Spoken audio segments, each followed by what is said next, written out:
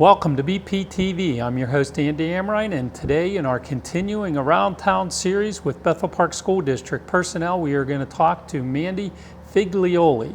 I hope you enjoy this segment and learn just what Mandy is doing for your children.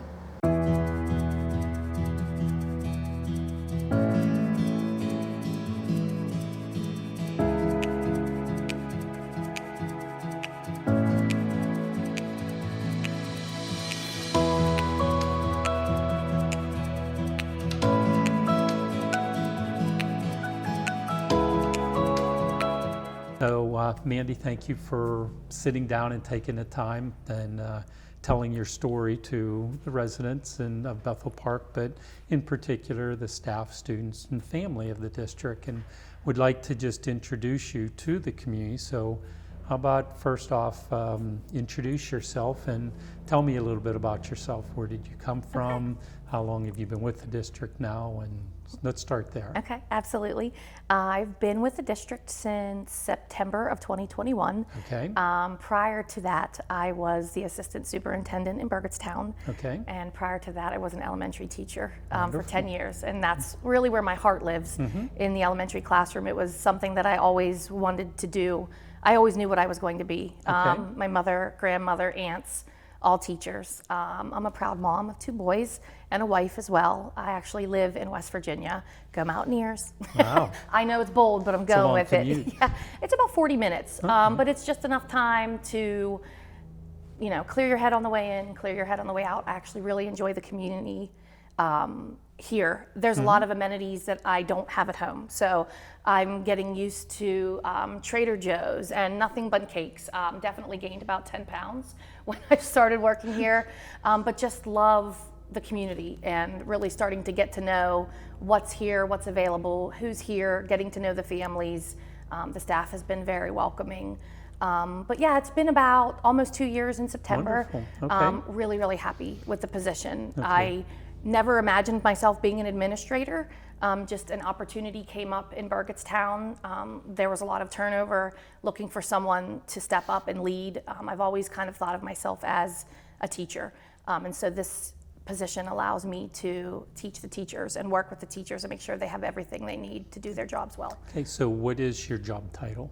My job title is Coordinator of Curriculum and Instruction. Okay. There are 2 of us, so I am responsible for the STEM areas. Okay. Science, technology, engineering, art, math.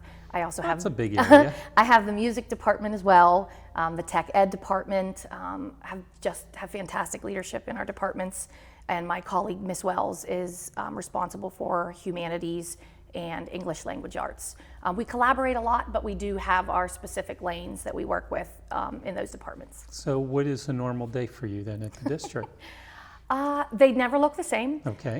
We do, as a central office team, have some regularly scheduled meetings. Okay. So Mondays, we always start off with the group, the central office group, and we get together, talk about what's going to move the needle. What are you doing this week that's going to move the needle? Not a list of appointments, but what are you doing that's going to move our agenda, move the strategic plan, and get things moving.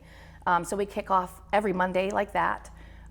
We have principals meetings, instructional cabinet, a fantastic group that includes a lot of instructional leaders making decisions around curriculum and instruction and assessment.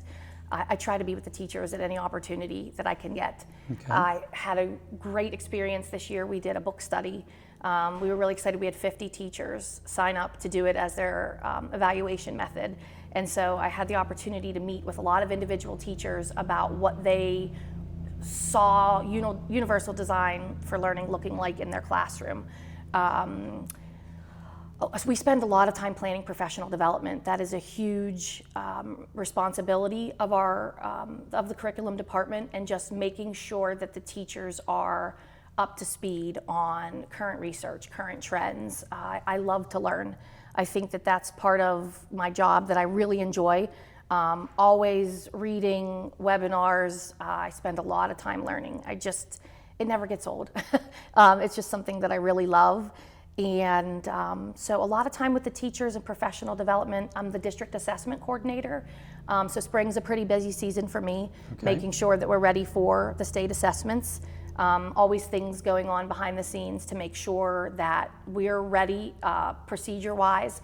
They run a very tight ship with that. There's a lot of really heavy security that goes along with that to make sure that all of those books are kept confidential. This year we really tried to make sure we're looking for testing to not be so stressful. It really takes a toll on the teachers and the kids. And we put together a plan this year that was really trying to look at what are the things that we can do to make this a more positive experience for kids. And the principals were really great in helping us brainstorm those things. So we tried to do some pep rallies. The PTA was wonderful, giving us some suggestions of things that we could do to not put the stress on the kids. We're trying to do the same with the teachers. Our teachers work 180 days a year. So we want them to know that your work matters every day. It's not just about what you do during assessment season.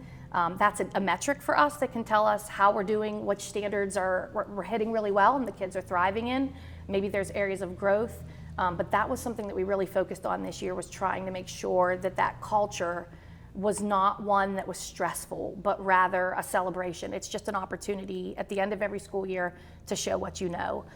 So I do a lot with the state assessments and also local assessments that we use, like MAP Growth we're using with students in grades K through 8. So that's a new tool that we were using the last 2 years. So planning data meetings for the teachers, helping them use those assessments to figure out where the kids are at so that we can meet them where they are. Providing some personalized instruction, whether that's intervention for someone that's struggling or enrichment for a student that has mastered the grade level standards. So it's really about just helping the teachers know where their kids are and having the tools and resources that they need.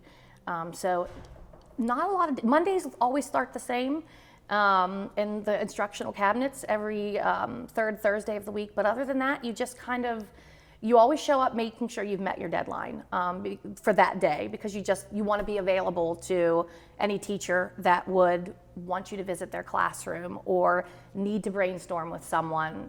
So a lot of learning mixed with leading.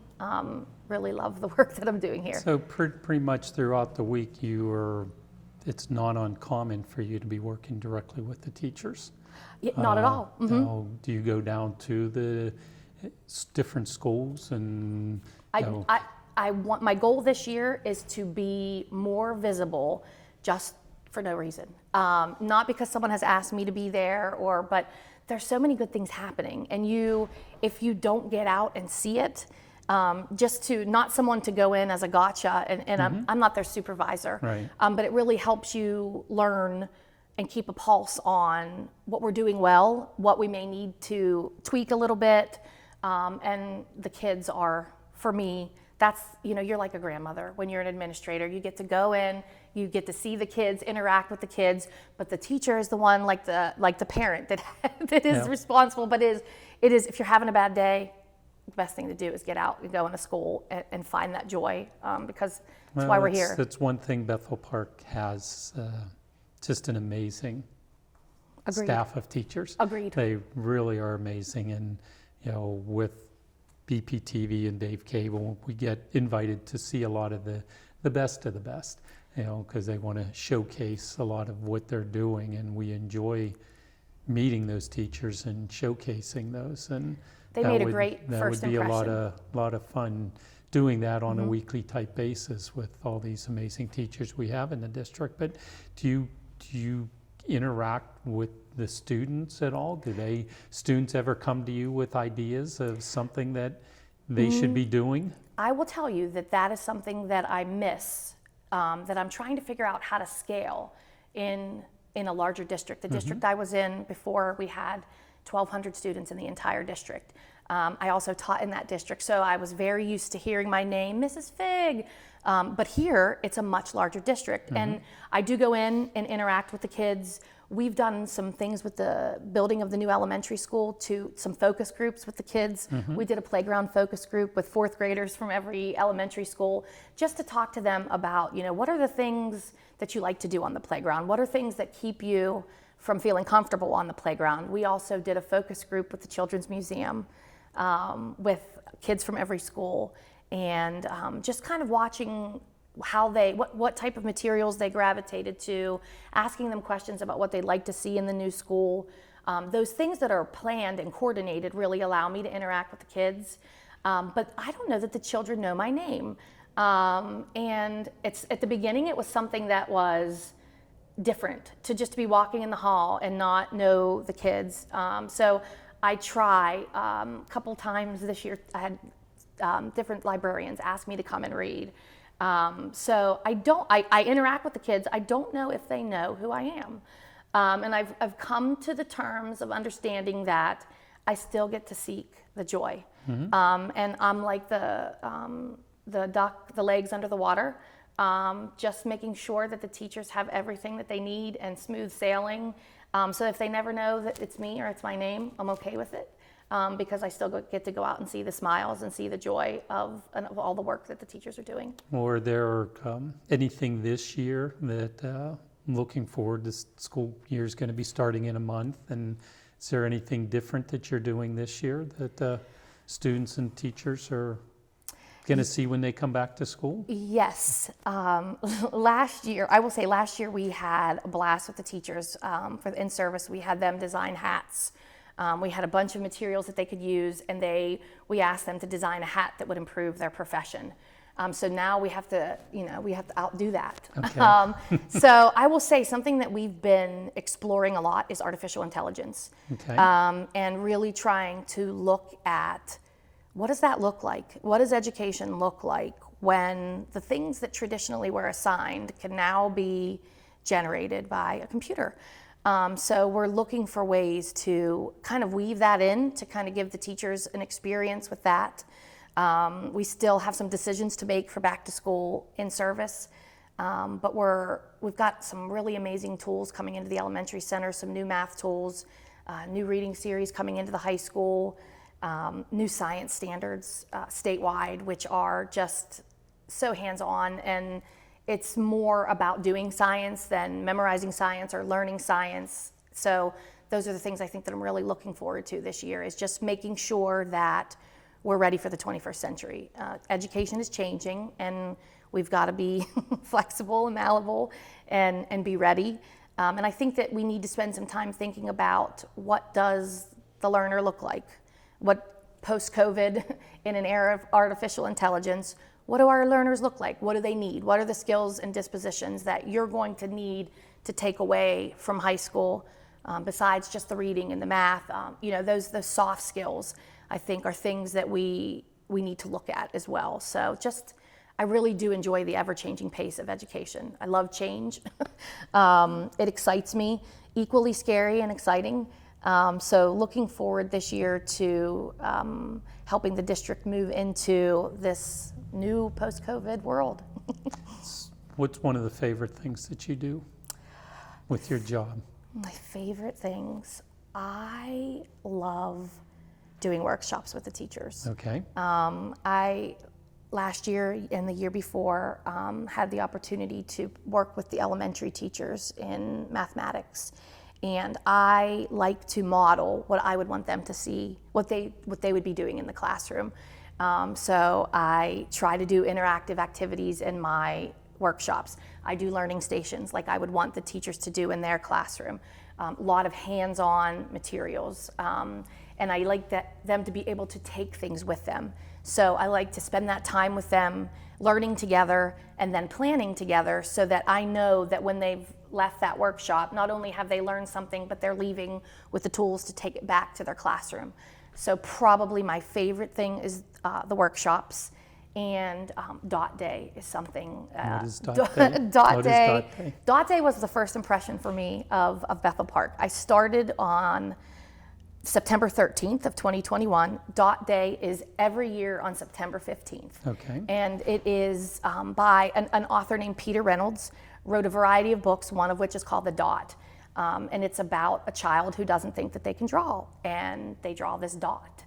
And the teacher has the child autograph it, makes a big thing about it. And so it's this celebration. It's actually a national celebration across the world of celebrating creativity and innovation on that day. So I started on the 13th of September. Dot Day was the 15th, and Dr. Walsh allowed me to start communicating with the teachers ahead of my arrival. I was able to come to the in-services using vacation days, and so we sent out kits for the teachers to do activities in their classroom, be able to read the book.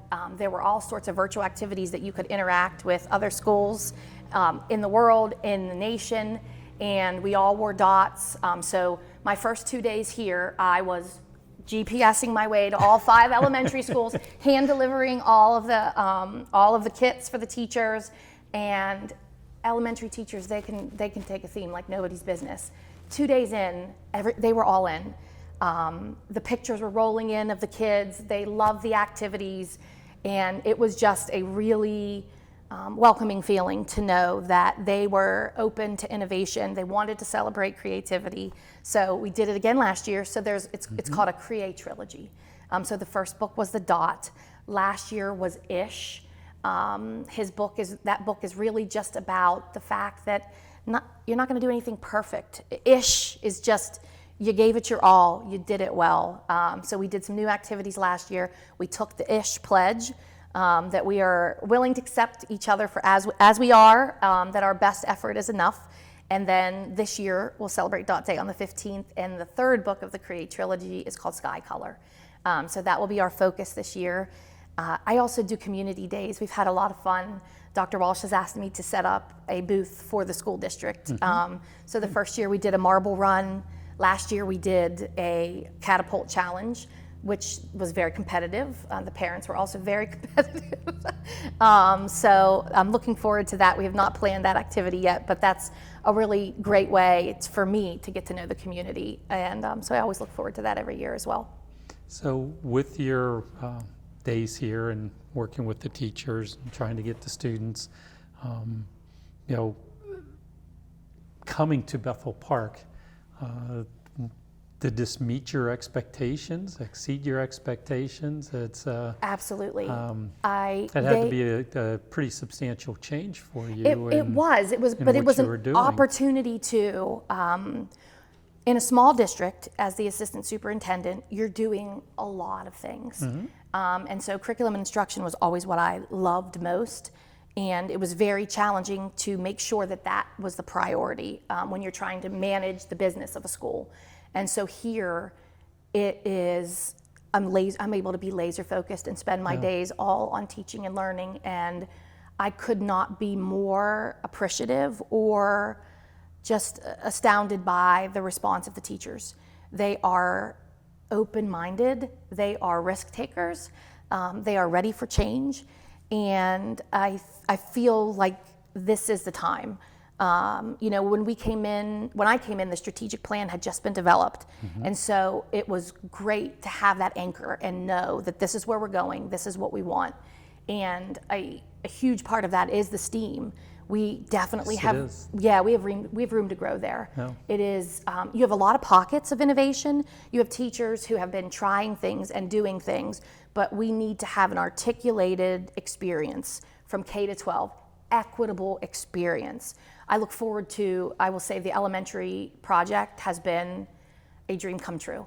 I did a lot of training on educational space design over the years, and to be able to be a part of this project and make a place for kids that is going to be, it's going to be something incredibly special for the teachers and the students. It's going to be state of the art for Bethel Park. Amen. And for everywhere. I really think that we're very, very excited about it. Yeah, the community it's is going to be very amazing. excited about it. And I think one of the things that I know that there are mixed feelings in the community about it. There are some people that are nervous about the size. They're nervous about absolutely. it. That's where the mixed feelings absolutely. are. And so one of the challenging things and the things that we really try to focus on is to make it feel small and incorporate those kind of things into the design and to just make sure that it's a place that everybody feels like they belong. It has exceeded my expectations. To answer your question, I am certainly pleased by the response from the teachers and the administrators. We're moving forward, and there's I hear a lot of people say that the culture and the just the mood. There's a lot of collaboration. There were some things that were changed in the contract. I think prior to that, people were waiting for change. You had to wait in line to get your turn to write curriculum, and so that contract really allowed for some distributed leadership amongst the departments, and a lot of the change is coming from within, and that's awesome. You know, when they want it and it's their ideas, I think that's when you really start to see things change and grow. And so we had a really great year last year with 2 curriculum council meetings, departments bringing things they wanted to try.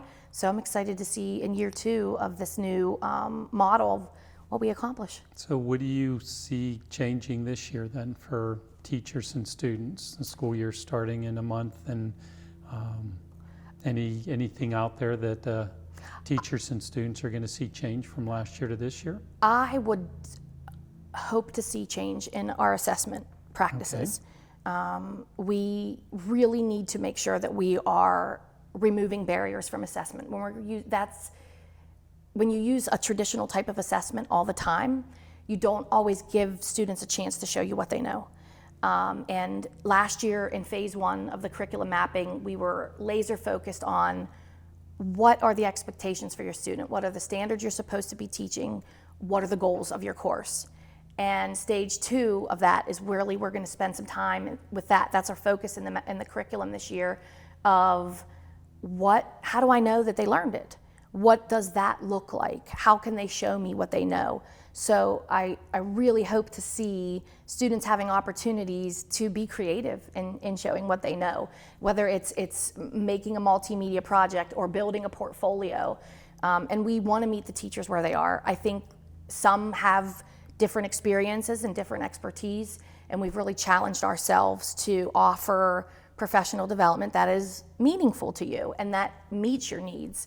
So I'm really hoping that the teachers take the opportunity with all the different pathways to explore different types of assessments, that they choose a model or a method that they haven't used before or they're not really comfortable with, and that the kids are seeing opportunities to shine in their courses and show the teacher what they know rather than just always that traditional assessment.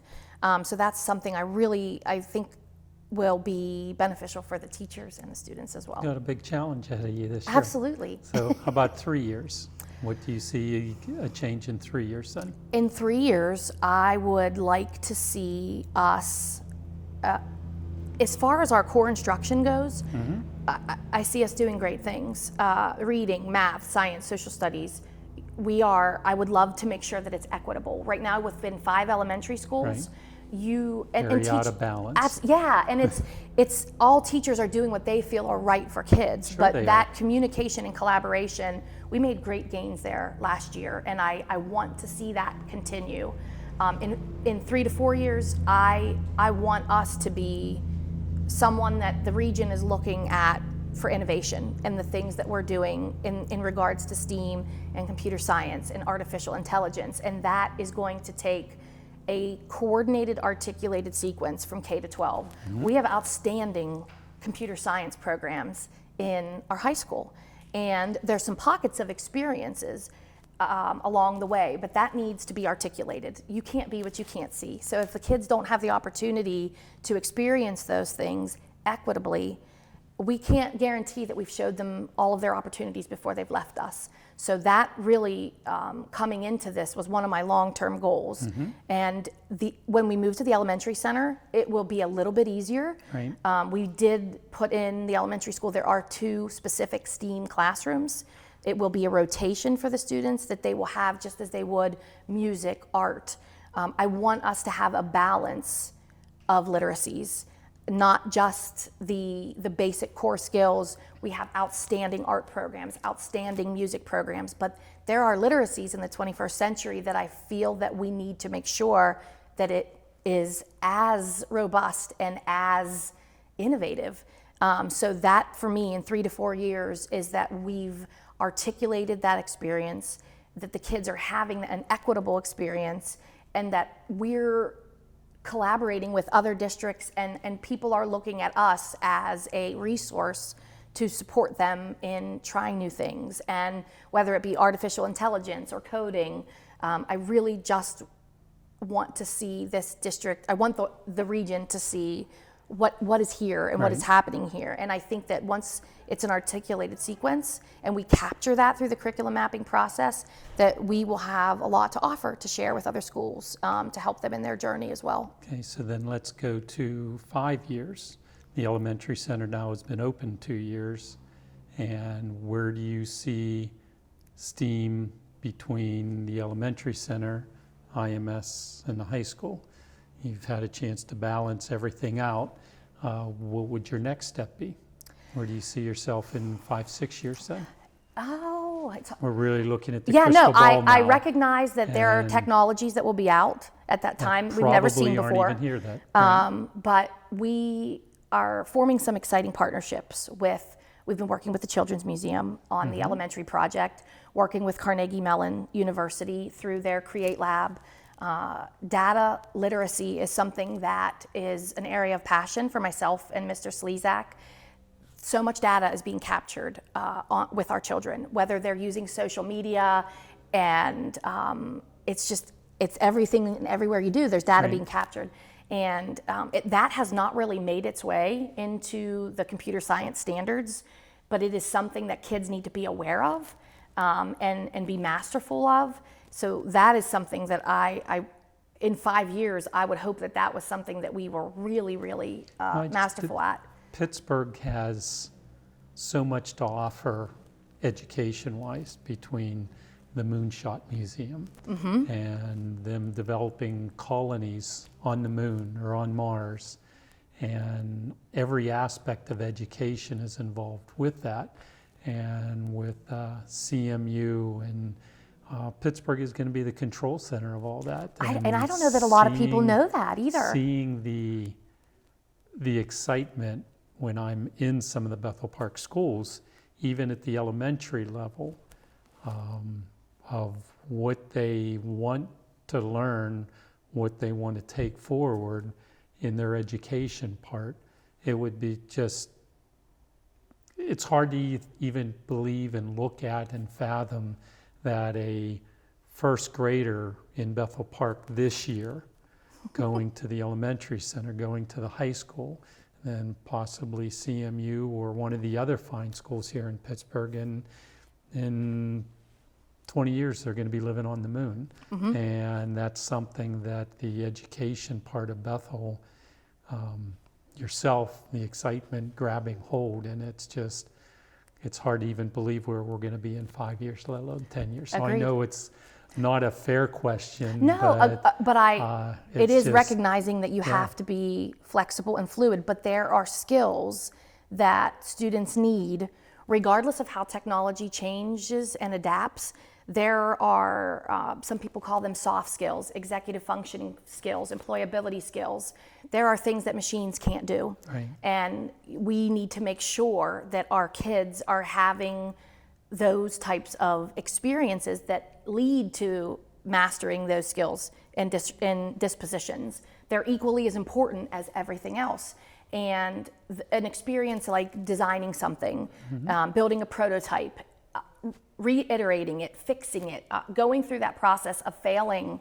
You know, kids need to fail. You're going to fail as an adult. I don't mean F on a report card, No. but your first model didn't work. Your first prototype didn't work. And with today's kids, it's not just about them being problem solvers, but problem finders. They need to be able to identify problems and solve them in a new way. We've had great success this year with, and then NAMS and IMS also had a section of the Invention Land course. And they go through a 9-step process of inventing. They learn about researching the product. Is it already made? What's patented? And then they build the product. And they make the logo, they make a commercial, and our teachers were outstanding. It was a variety of teachers that taught the course. We had an art teacher, we had a gifted teacher, we had a tech ed teacher, and they all embraced that course. And the kids all picked different projects, and they're designing something different. So it's not, you don't go in with your lesson plan and know you're gonna get from A to Z today. You're facilitating the child's management, and they're self-managing that project and that prototype to get to the invention. And I was able to, that was a highlight of this year. I forgot about I that. bet it would be. To judge. I spent 3 days, 2 at NAMS, 1 at IMS, sitting and watching the kids give their pitches. It is one of my favorite things because kids solve problems that we wouldn't even Right. recognize as a problem or have thought about along the way. And we were super excited because we won regionals. So we put 3 teams from the school competitions and sent them out to Invention Land to compete. And one of the teams from NAMS was the winner of the regional contest. Amazing. And what was even more exciting to me about the whole thing was that the teacher that won it was, and I'm going to drop her name because she deserves it, Madeline Tiska. She's a phenomenal art teacher. And her mediums are usually your traditional paints, things like that. And she pushed herself to learn graphic design, 3D printing. She just blew my mind on the expectation for what she was capable of doing. And if we can all have that mindset to just try, and it might not go well the first time, and the students know more a lot of times than we do about the technology, and you've got to be willing to put yourself and be vulnerable and take risks. And that is where I think you create a culture and a community of growth. And it can be powerful. And so back to your question about 5 years from now, that is really where I hope we are, is that the teachers realize that if you want to try something and it's good for kids and it's related to your standards, and ask, try. We also, I'm sure you've seen the hydroponics. Oh, absolutely. Yeah, and that was the same thing. It came from the kids wanting to have a garden. And Mr. Espinar saying, we could plant a garden now, it was December. You're not gonna be here to take care of it in the summer. It's gonna be me. And then they start researching, well, what are ways that we can grow things indoors? And they came up with hydroponics, and All Pro Plumbing was awesome in bringing that vision to life. We were able to get some grant funding and really expand that program. And they had so much lettuce that they were donating it to SHIM. So I think that also in 5 years, the students are every year, I just want to see it. They're such a powerful piece of the equation, and they should have a voice and a choice in the things that we're doing. And when you give kids agency, they can change the world. They can. But you have to be willing. They are the future. Right. And as an administrator as well, you have to be willing to say yes, try it. And so I hope that our culture continues to be one that is conducive to people being creative and forward thinking and open-minded and risk-taking. So that's where I hope that we're in 5 years, that teachers, that students are engaged and achieving, and that teachers are engaged and refreshed and joyful. Teaching is meant to be a profession of joy, and COVID has really taken a toll on our teachers and our kids. And, that is something that is... Let's take it back. Yes, I say it all the time. We got to reclaim our joy. Yep. And so we really try to infuse, just like the hat design challenge last year, try to just have joy and remember nobody gets into teaching for, it's not the most lucrative profession. It's difference making, it's impact. And so out of the gate that those are the kind of people that you're working with. But there's some empty tanks. People are tired. It really did take a toll on everybody. And so that's something that you won't find in the strategic plan, but it's something that I take very seriously about my work. Well, Mandy, I really appreciate you taking the time. No problem. This was great. This has been fun, and I look forward to coming back in a year and having the conversation again. And keep me honest. Remind me what I said I was going to accomplish. I will remember. We'll rehash how the year went and continue to look forward. But I would love that. I love having you as part of Bethel Park School District. Thank you. We're very fortunate to have your passion, your skill, and your love of the students and the teachers. And we look forward to a great year. Thank you for having me. I appreciate Thank you it. for sitting down and chatting with us. Absolutely. Thank you for tuning in to BPTV. I appreciate you watching our Around Town series, and I will see you around town soon.